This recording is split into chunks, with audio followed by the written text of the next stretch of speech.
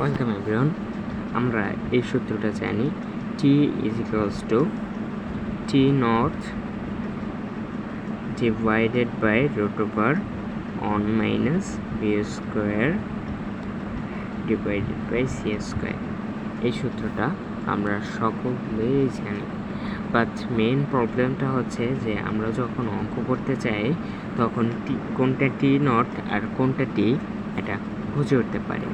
So আগে আমি এর পরিচয় দিই।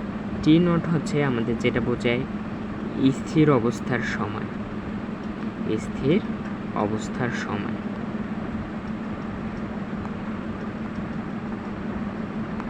আমি একটু বলছি স্থির অবস্থার সময়। আচ্ছা,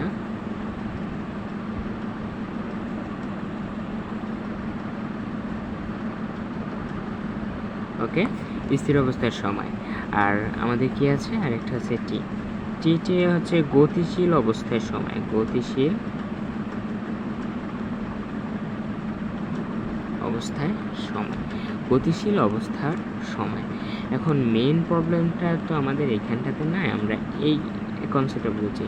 বাট ধরো দেওয়া আছে একটা মহাকাশে, মহাকাশ যানে একটা কোনো জিনিস যাচ্ছে, মহাকাশ যানে তার সময় লাগছে হচ্ছে তার মহাকাশে যে যাচ্ছে, মহাকাশ যানে যে ভ্রমণ করছে তার সাপেক্ষে তার সময় লাগছে ধরো 25 বছর।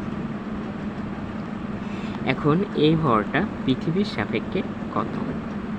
মহাকাশ 25 বছর, তার গতিটা ধরে নিলাম আমরা 0.8 সি। আচ্ছা, 0.8 সি আমরা ধরে নিলাম যে এটা। তো মহাকাশে একটা লোক 25 বছর রয়েছে, তার নিজের সাপেক্ষে 25 বছর রয়েছে, তো পৃথিবীর সাপেক্ষে এই সময়টা কত হবে? সো অ্যাকচুয়ালি আমরা যখন যেটা বলবো, আমরা হয়তো অনেকেই এটা বুঝছি যে পৃথিবীর সাপেক্ষে যে টিটা আমরা অনেকে এটাই ধরবো, টি ইজ ইকুয়ালস টু আমরা বের করতে চাইবো টি নট ইজ ইকুয়ালস টু হয়তো আমরা 25 ধরে নেব। কিন্তু এটা কি সঠিক?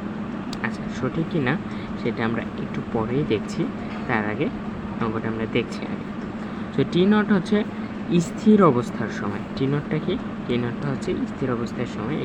এখানে চলে আসে, আমি এখানটা নিয়ে যাচ্ছি।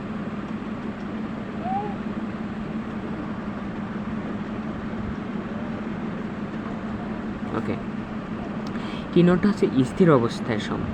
কিন্তু পৃথিবী থেকে যে দেখছে, এই ধর একটা আমার পৃথিবী, এখানে কোনো একটা মহাকাশযান গতিশীল, পৃথিবী থেকে যে দেখছে তার সাপেক্ষে কিন্তু এটা গতিশীল, কিন্তু মহাকাশযানটা কিন্তু স্থির অবস্থাতেই আছে। আমি আবারও বলছি যে পৃথিবীর সাপেক্ষে এটা গতিশীল, কিন্তু মহাকাশযানের সাপেক্ষে বা ওই ব্যক্তিটার সাপেক্ষে যে এখানে নিচে বসে আছে তার সাপেক্ষে কিন্তু এটা স্থির আছে। আমরা বলছি টি নট কি? এটা হচ্ছে স্থির অবস্থার সময়। সো স্থির অবস্থার সময় টি নট, যা মহাকাশযানের যে সময়টা সেটা, এবং পৃথিবীর থেকে কী দেখছে তিনি? গতিশীল অবস্থায় দেখছে। সো গতিশীল অবস্থার সময় ক্লিয়ারতে আমরা যেটা বলছিলাম সেটা হচ্ছে টি, এখানে মুছে গেছে।